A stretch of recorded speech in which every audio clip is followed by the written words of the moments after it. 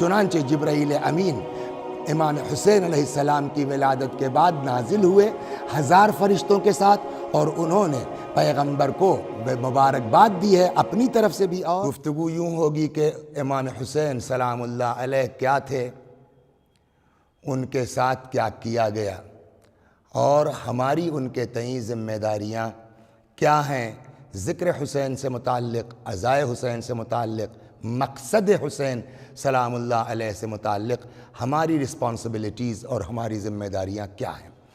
آج ابتدا میں آغاز سے چلتا ہوں، شروع سے امام حسین علیہ السلام کی شخصیت کیا ہے، اور کس قدر اللہ تبارک و تعالی، رسول اللہ، مولا کائنات جناب صدیقہ طاہرہ کتنا ان لوگوں کو امام حسین علیہ السلام سے لگاؤ تھا، کہ یہاں تک روایت کہتی ہے کہ جب ان الحسین ابن علی لما ولد، اب خدا کو کتنا پیار ہے امام حسین علیہ السلام سے، کتنا عشق ہے حضرت سید الشہداء سلام اللہ علیہ سے، کہ یہاں روایت میں ہے، امالی شیخ صدوق اور کامل الزیارات دونوں میں یہ روایت ہے کہ فرماتے ہیں ان الحسین ابن علی علیہ السلام لما ولد، جب امام حسین سلام اللہ علیہ کی ولادت ہوئی، امر اللہ جبرائیل، اللہ نے حکم دیا حضرت جبرائیل علیہ السلام کو کہ ان یہبط فی 1000 من الملائکہ، 1000 فرشتوں کے ساتھ، ان یہبط 1000 فرشتوں کے ساتھ نازل ہوں، فیہنئ رسول اللہ من اللہ ومن جبرائیل، اور 1000 فرشتوں کے ساتھ آ کر کے امام حسین کی پیدائش کی مبارکباد دیں، اللہ کی طرف سے بھی اور اپنی طرف سے بھی۔ چنانچہ جبرائیل امین امام حسین علیہ السلام کی ولادت کے بعد نازل ہوئے 1000 فرشتوں کے ساتھ، اور انہوں نے پیغمبر کو مبارکباد دی ہے اپنی طرف سے بھی، اور کیا کہتے ہیں رسول اللہ اللہ کی طرف سے بھی۔ چنانچہ ایک روایت میں خود رسول اللہ فرماتے ہیں، یہ تو ہو گیا کہ اللہ کو کتنا لگاؤ ہے امام حسین سے، کہ پیدائش کے موقع پر 1000 فرشتوں کو بھیج کر کے اللہ اپنے حبیب کو مبارکباد دلوا رہا ہے۔ خود رسول اللہ کو کیا لگاؤ ہے پیغمبر کے سلسلے میں، فرماتے ہیں رسول اللہ الولد الصالح، نیک اولاد، ریحانۃ من اللہ، یہ پھول ہے، گل ہے خدا کی طرف سے، قسمہا بین عبادہ، یہ وہ گل ہے، وہ یہ پھول ہے اولاد جو اللہ نے اپنے بندوں میں تقسیم کیا ہے۔ اس کے بعد فرماتے ہیں وَإِنَّ رَيْحَانَتَيَّ مِنَ الدُّنْيَا الْحَسَنُ وَالْحُسَيْنُ، اور پھر فرماتے ہیں اور دنیا میں میرا پھول، میرا گل دونوں کیا ہے، وہ ہے حسن اور حسین علیہم السلام۔ فرماتے ہیں سمیتہما باسم سبطین من بنی اسرائیل، ہم نے ان دونوں کا نام بنی اسرائیل کے سبطین کے نام پر رکھا ہے، یعنی شبر اور شبیر یا شبیر۔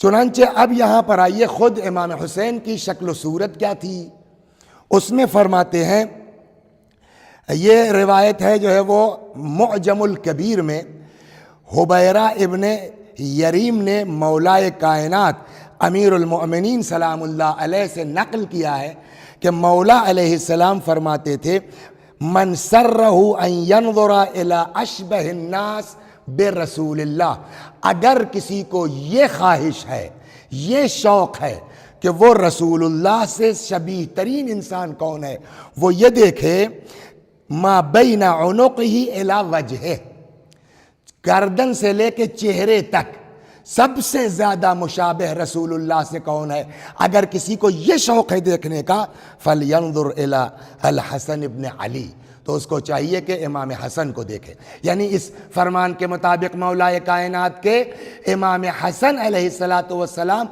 سب سے زیادہ مشابہ تھے رسول اللہ سے، گردن سے لے کے چہرے تک۔ وَمَنْ سَرَّهُ أَنْ يَنْظُرَ إِلَىٰ أَشْبَهِ النَّاسِ بِرَسُولِ اللَّهِ مَا بَيْنَ عُنُقِهِ إِلَىٰ كَعْبِهِ، اور اگر کسی کو یہ شوق ہے کہ گردن سے لے کے پیر تک اگر کوئی یہ دیکھے سب سے زیادہ رسول اللہ سے مشابہ کون ہے، شکل کے اعتبار سے، رنگ کے اعتبار سے فَلْيَنْظُرْ إِلَى الْحُسَيْنِ ابْنِ عَلِي، تو مولا نے فرمایا وہ حسین کو دیکھے، یعنی گردن سے چہرے تک امام حسن سب سے زیادہ مشابہ تھے رسول اللہ سے، اور گردن سے لے کے پیر تک امام حسین علیہ السلام۔ چنانچہ معجم الکبیر اور تاریخ دمشق، ان دونوں جو ہے کتابوں میں یہ روایت ہے کہ فرماتے ہیں کانا جسد الحسین شبہ جسد رسول اللہ، امام حسین علیہ السلام کا جسم مبارک رسول اللہ کے جسم کی شبیہ تھا۔ ایک روایت میں ہے، مناقب ابن شہروشاہ آشوب میں بھی ہے اور بحار الانوار میں بھی ہے یہ روایت، کہ فرماتے ہیں کانا الحسین ابن علی۔ یہ روایت محمد حنفیہ نے نقل کی ہے امام حسن علیہ السلام سے، کہ امام حسن علیہ السلام فرماتے ہیں کانا الحسین ابن علی اشبہ الناس بفاطمہ، امام حسن فرماتے ہیں کہ جناب فاطمہ سے سب سے زیادہ مشابہ اگر کوئی تھا تو وہ امام حسن علیہ السلام تھے۔ وَكُنْتُ أَنَا أَشْبَهَ النَّاسِ بِخَدِیجَةِ الْكُبْرَى، اور امام حسن فرماتے ہیں میں سب سے زیادہ اپنی نانی جناب خدیجہ سے مشابہ تھا، یعنی امام حسین علیہ السلام سب سے زیادہ جناب فاطمہ سے مشابہ تھے، اور امام حسن علیہ السلام سب سے زیادہ مشابہ جناب خدیجہ سے تھے۔ ایک روایت میں ہے کہ راوی کہتا ہے، نام ہے اس راوی کا ابو رزین، وہ نقل کرتے ہیں کہ خطبنا الحسین ابن علی، کہ ایک دن امام حسین علیہ السلام ہمارے درمیان تقریر فرما رہے تھے، خطبہ دے رہے تھے، دن تھا جمعہ کا۔ خطبنا الحسین ابن علی یوم الجمعہ، جمعے کے دن امام حسین علیہ السلام خطبہ دے رہے تھے، وعلیہ امامۃ سوداء، اور امام کے سر مبارک کے اوپر کالا امامہ تھا۔ تو یہ آج جو ہمارے علماء جو ہے وہ اولاد امام حسین یا سادات کرام جو سیاہ امامہ لگاتے ہیں، اس کے پیچھے کی راز یہ بھی کہ امام حسین علیہ السلام کے بھی امامے کا رنگ سیاہ تھا۔ اب آئیے پیغمبر کس قدر محبت کرتے تھے رسول اللہ سے، وہ روایت تو مشہور ہوئی ہے کہ ایک دن پیغمبر اکرم صلی اللہ علیہ وآلہ وسلم امام حسن حسین علیہ السلام کو اپنی دوش مبارک پر لیے ہوئے تھے، کسی نے دیکھا کہ اللہ کیا بہترین سواری ہے، پیغمبر نے فرمایا یہ مت کہو بلکہ کہو کیا بہترین سوار ہے۔ چنانچہ روایت یہاں ہے، کان رسول اللہ حامل الحسین ابن علی علی عاتقہ، کہ ایک دن امام حسین علیہ السلام کو پیغمبر اپنے کاندھے پہ لیے ہوئے تھے، فقال رجلون، ایک شخص نے کہا نعم المرکب رکبت یا غلام، بہترین سواری پر آپ سوار ہوئے۔ فقال النبی صلی اللہ علیہ وآلہ، پیغمبر نے فرمایا وَنِعْمَ الرَّاكِبُ ہوا، یہ کیوں کہہ رہے ہو کہ سواری بہترین ہے، یہ کہو نعم الراکب ہوا، بہترین سوار ہے امام حسین سلام اللہ علیہ۔ یہ عظمت ہے حضرت سید الشہداء سلام اللہ علیہ کی جو محبت رسول اللہ کو پیغمبر کو امام حسین علیہ السلام سے تھی۔ اب آئیے یہاں پر یہاں سے آغاز کرتے ہیں کہ یہ امام حسین سلام اللہ علیہ کی جو شخصیت ہے، ان کی جو شہادت ہونے والی ہے، ایسا نہیں ہے کہ یہ واقعہ اچانک ہوا ہے۔ قبل ولادت، بعد ولادت، حتیٰ اللہ نے جو ہے وہ اطلاع دی ہے، رسول اللہ نے پیشین گوئی کی ہے، امیر المؤمنین نے پیشین گوئی کی ہے۔ ایک روایت وہ تو بہت مشہور ہے کہ جو آپ سنتے رہتے ہیں کہ جناب فاطمہ زہرا سلام اللہ علیہ نے جو ہے وہ کہا بابا یہ میرے شکم میں جو بچہ ہے عجیب آوازیں دیتا ہے، کبھی کہتا ہے کہ یا اماں انا ولدک العطشان، اماں میں تمہارا پیاسا بچہ ہوں، یا اماں انا ولدک العریان، اماں میں تمہارا برہنہ بچہ ہوں۔ پیغمبر نے جناب فاطمہ کو امام حسین علیہ السلام کی پوری شہادت کی اطلاع دی۔ یہ داستان مشہور ہے، سب کو پتہ ہے۔ اب آئیے یہاں میں کچھ روایتیں آپ کی خدمت میں نقل کرتا ہوں کہ اللہ نے پیشین گوئی کی ہے امام حسین کی شہادت کی، رسول اللہ نے پیشین گوئی کی ہے۔ چنانچہ یہاں پر روایت یہ ہے کہ لما اسری بالنبی صلی اللہ علیہ وآلہ وسلم الی السماء، جب پیغمبر کو معراج پر لے جایا گیا، قیل لہو، تو پیغمبر سے کہا گیا معراج پر کہ ان اللہ تبارک و تعالی یختبرک فی ثلاثن لینظر کیف صبرک۔ معراج پر رسول اللہ سے یہ بتایا گیا کہ اللہ تبارک و تعالی آپ کو 3 چیزوں کے ذریعے آزمائے گا، تاکہ خدا یہ دیکھے کہ میرے حبیب آپ کا صبر کیسا ہے۔ قال، پیغمبر نے اس جملے کے جواب میں فرمایا، اسلم لامر ربک، لامرک یا رب، پروردگارا تیرے ہر حکم پر سر تسلیم خم ہے، ولا قوت لی علی الصبر الا بک، اور صبر بھی اس کی کوئی قوت و طاقت نہیں جب تک کہ تو عنایت نہ فرما دے۔ فما ہن، اے میرے رب، اے میرے پالنے والے، وہ 3 چیزیں کیا ہیں جس سے میرے صبر کو آزمایا جانا ہے؟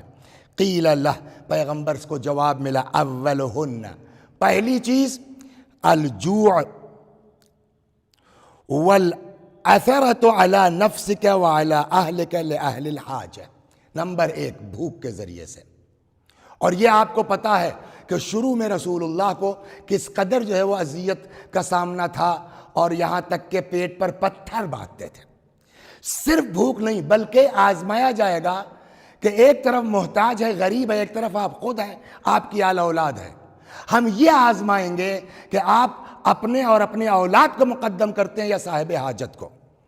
قال قبلت یا رب، رسول اللہ نے فرمایا خدا مجھے قبول ہے، ورضیت وسلم، میں راضی ہوں تیرے اس امتحان پر، سر تسلیم خم ہے تیرے اس امتحان کا۔ ومنک التوفیق والصبر، اور تو ہی توفیق دینے والا ہے، تو ہی صبر عطا کرنے والا ہے۔ اور ظاہر سی بات ہے کہ اس امتحان کی پوری داستان سورہ مبارکہ دہر میں موجود ہے، کہ جہاں 3 دن تک اولاد پیغمبر نے، جناب فاطمہ نے، مولا کائنات امام حسن امام حسین علیہم الصلاۃ والسلام نے روزے پر روزہ رکھا ہے، اور سامنے کے افطار کبھی یتیم کو عطا فرمائی، کبھی مسکین کو، کبھی اسیر کو۔ وَأَمَّا، تو یہ پہلا امتحان ہوگا یا رسول اللہ آپ کا، کہ آپ کو بھوک کے ذریعے آزمایا جائے گا، اور یہ آزمایا جائے گا کہ آپ غریب اور محتاج کو اپنے اور اپنی اولاد پر مقدم رکھتے ہیں کہ یا نہیں رکھتے ہیں۔ پیغمبر نے فرمایا پروردگارہ میں راضی ہوں اس امتحان پر، منک التوفیق والصبر، اور تو ہی توفیق دینے والا ہے، تو ہی صبر عطا کرنے والا ہے۔ وَأَمَّا الثَّانِيَةُ، دوسرا امتحان آپ کا پیغمبر یہ ہوگا کہ فَالتَّكْذِيبُ وَالْخَوْفُ الشَّدِيدُ، آپ لوگوں کے درمیان دین پہنچائیں گے، مذہب پہنچائیں گے، اور لوگ آپ کو جھٹلائیں گے، لوگ آپ کو اذیتیں پہنچائیں گے، خوف زدہ کریں گے۔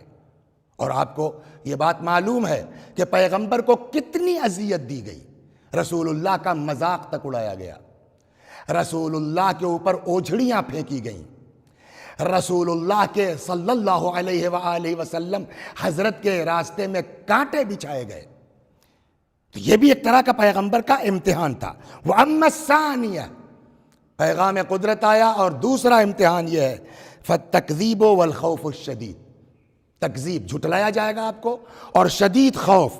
وَبِذَلِكَ مُحَجَتَكَ فِي مُحَارَبَةِ أَهْلِ الْكُفْرِ بِمَالِكَ وَنَفْسِكَ، اور ایسے عالم میں آپ کو دیکھا جائے گا کہ آپ اپنے مال، اپنی جان سے کیسے منافقین سے اور کفار سے جو ہے وہ جہاد کرتے ہیں اور جنگ کرتے ہیں۔ وَالصَّبْرُ عَلَى مَا يُصِيبُكَ مِنْهُمْ مِنَ الْأَذَى وَمِنْ أَهْلِ النِّفَاقِ وَالْأَلَمِ فِي الْحَرْبِ وَالْجِرَحِ، اذیت پہنچے گی آپ کو جنگ میں، زخموں کے ذریعے سے۔ قال قبلت یا رب، پیغمبر نے کہا یا اللہ مجھے یہ امتحان بھی منظور ہے۔ اور ایسا دیا ہے رسول اللہ نے امتحان کہ رسول اللہ کو ساحر کہا گیا، جادوگر کہا گیا، دیوانہ کہا گیا، لیکن اس کے باوجود رسول اللہ نے کبھی بد دعا نہیں کی امت کے لیے۔ یہی فرماتے رہے خدا یہ مجھے پہچانتے نہیں ہیں، ان کو میری معرفت عطا کر دے۔ بلکہ ایک چھوٹی سی داستان میں عرض کروں آپ کی خدمت میں کہ کیسے رسول اللہ نے ان امتحانات میں کامیابی حاصل کی ہے۔ کہتے ہیں کہ یہودی تھا، یہ دین پھیلا کیسے ہے جس کو بچانے کے لیے حضرت سید الشہداء سلام اللہ علیہ نکلے ہیں۔ کہتے ہیں مکے اور مدینے کے درمیان کانٹے دار جھاڑیاں ہیں، جس میں ایسے کانٹے ہیں کہ ایسی شدت سے تکلیف ہوتی ہے اگر چبھ جائیں جیسے شہد کی مکھی نے ڈس لیا ہو۔ ایک یہودی ہے، جا کے وہاں سے وہ کانٹے چن کے لاتا ہے، بین کے لاتا ہے، رسول اللہ کے راستے میں ڈال دیتا ہے۔ حضرت جب گزرتے ہیں وہ کانٹے چبھتے ہیں، ایک بار ہو، 2 بار ہو، 10 بار ہو، کبھی تو آدمی کو غصہ آئے گا۔ یہ امتحان رسول اللہ کا ہے جو معراج پہ بتایا گیا کہ آپ کا امتحان لیں گے۔ ایک بار بھی رسول اللہ نے بد دعا نہیں کی، بلکہ ایک دن ایسا ہوا کہ اب جو مسجد کی طرف جا رہے تھے تو نہ اوپر سے گندگی پھینکی گئی، نہ راستے میں کانٹا بچھایا گیا۔ رسول اللہ مسجد پہنچے، حضرت نے لوگوں سے کہا وہ میرا دوست کہاں ہے؟ لوگوں نے پوچھا یا رسول اللہ دوست؟ فرمایا ہاں وہ اوجھڑیوں والا، وہ کانٹوں والا۔ کسی نے کہا کہ یا رسول اللہ وہ بیمار ہے، مریض ہے۔ پیغمبر نے کہا ہے تو بتایا کیوں نہیں تم لوگوں نے کہ وہ مریض ہے؟ آؤ چلو ہم لوگ دیکھنے چلتے ہیں۔ کچھ لوگوں نے کہا یا رسول اللہ اس نے آپ کو اتنا ستایا ہے، آپ دیکھنے جائیے گا۔ پیغمبر نے فرمایا جی نہیں، میں بھی چلوں گا اور آپ لوگوں کو بھی چلنا ہے۔ یہ ایک اسلام کا پیغام ہے۔ اسلام جوش کا نام نہیں ہے، اسلام جذبے کا نام نہیں ہے، اسلام اطاعت پیغمبر کا نام ہے۔ اور اسی چیز کو سمجھانے کے لیے پوری کربلا ہوئی ہے۔ اسلام حقیقی کیا ہے، اسلام ناب کیا ہے، اسلام خالص کیا ہے۔ ہماری فکر کا نام اسلام نہیں ہے، اطاعت پیغمبر کا نام اسلام ہے۔ پیغمبر آ گئے، اصحاب کرام رضوان اللہ علیہم ساتھ ہیں۔ آ کر کے اس یہودی کا دروازہ کھٹکھٹایا، وہ تو مریض ہے۔ اس کی بیوی آئی، کون؟ فرمایا میں محمد ابن عبداللہ رسول خدا۔ اب وہ تو ہڑبڑا گئی، اس کو پتا ہے نا کہ میرے شوہر نے کتنا ان کو اذیت پہنچائی ہے، تکلیف پہنچائی ہے۔ بجائے بد دعا کرنے کے آج بیمار ہوا میرا شوہر تو یہ عیادت کو آ گئے۔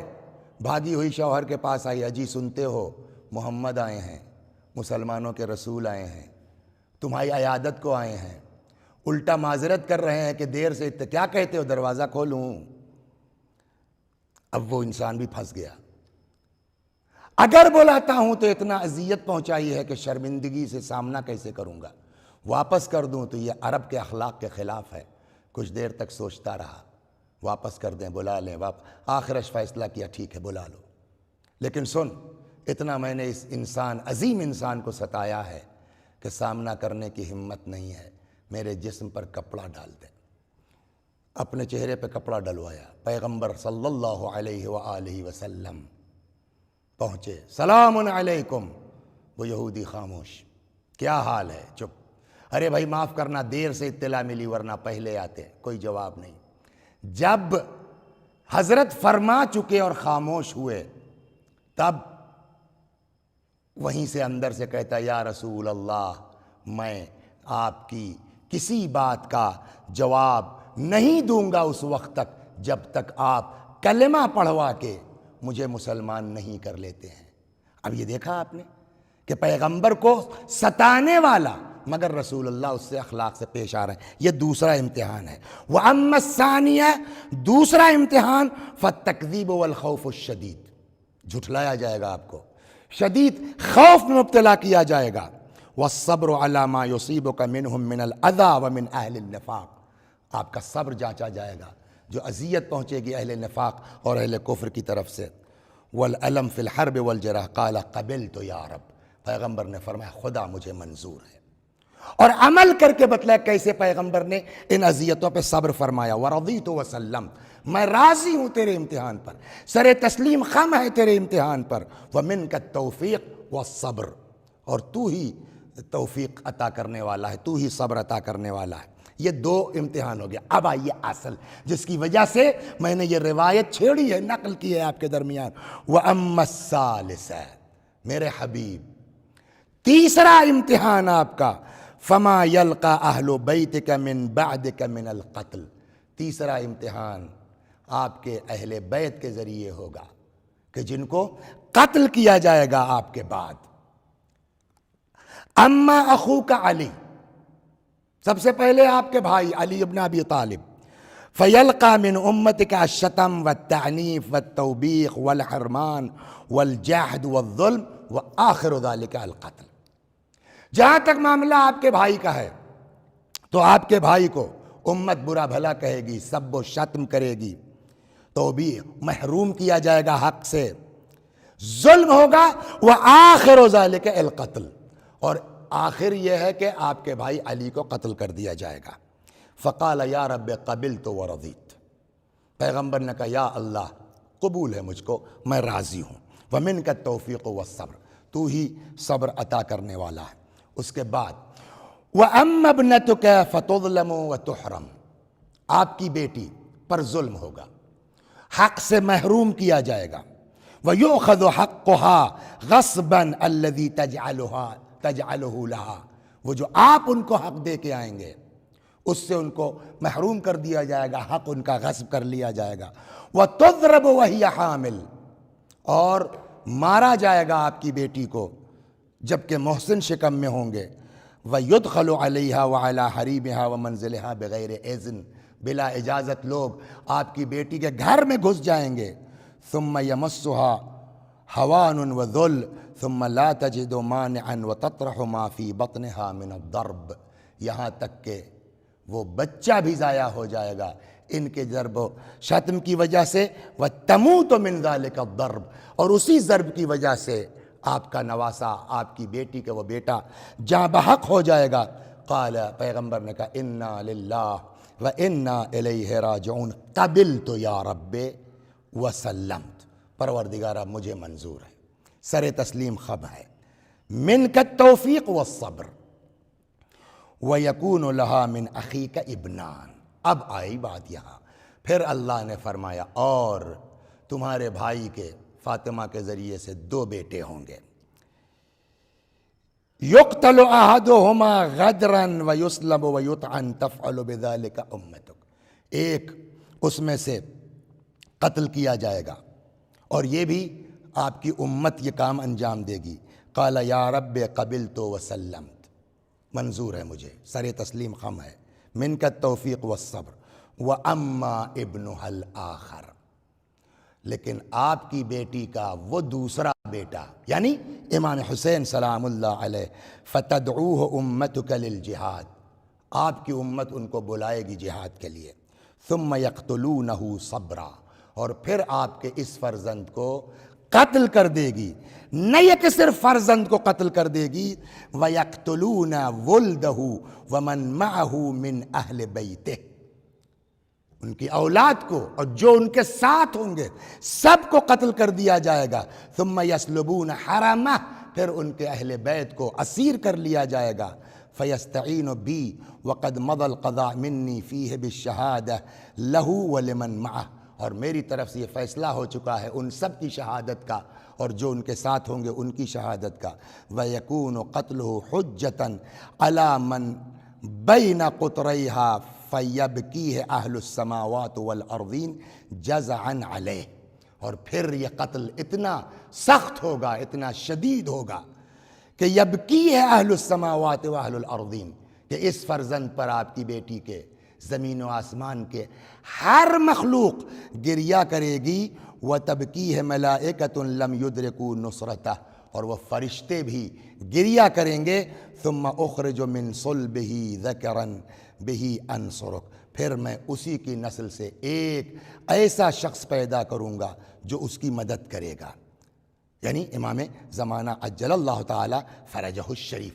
تو اب اس پوری روایت سے جو سمجھ میں آتا ہے خلاصہ یہ ہوا کہ یہ واقعہ کربلا امام حسین پر ظلم کے ساتھ ساتھ رسول اللہ صلی اللہ علیہ وآلہ وسلم کا ایک طریقے سے امتحان بھی ہے کہ میرے حبیب میں آپ کو 3 طریقوں سے آزماؤں گا، اور اس میں تیسرا طریقہ یہ کہا کہ علی قتل ہوں گے، فاطمہ شہید ہوں گی، حسن شہید ہوں گے اور امام حسین علیہ السلام شہید ہوں گے۔ تو یہ گویا کہ ایک طریقے سے اللہ کی طرف سے پیشین گوئی ہے کہ حسین اور حسین کے ساتھ والے شہید ہوں گے۔ چنانچہ دوسری روایت میں ہے کہ ان رسول اللہ حین اخبرہ جبرائیل، کہ جب جبرائیل نے پیغمبر کو امام حسین علیہ السلام کی قاتل کی خبر دی، فقال یا جبرائیل افلا اراجع فیہ، قال اللہ، پیغمبر نے کہا کہ جبرائیل اس میں کوئی چینج نہیں ہو سکتا؟ قال اللہ لأنه امر قد كتبه اللہ، اس میں کوئی تبدیلی نہیں آ سکتی، اللہ نے یہ بات طے کر رکھی ہے۔ انشاءاللہ آگے آئے گا کہ کیوں، اس لیے کہ کچھ ایسے مرتبے ہیں امام حسین علیہ السلام کو کہ جو بغیر شہادت کے حاصل نہیں ہو سکتے ہیں۔